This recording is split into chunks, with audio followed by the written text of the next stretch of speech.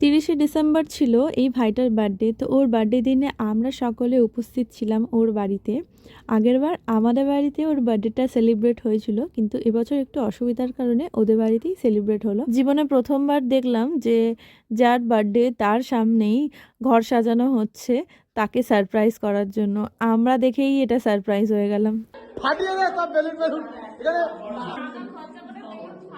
হ্যাঁ, আমরা টাকা খরচা করে দাম ভালো জানতিস ভালো। আর আরে তুমি কাটো না। এটা কি হলো? ওটা এক পিস। এ কি হলো? এ কি? এই শালা। এ বিটু শোন না। এই কি পাসনি? আমি মনে হয় যাই পাইনি ওকে না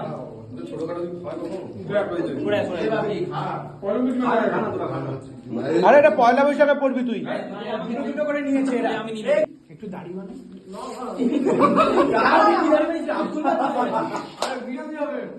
মুখে দে না।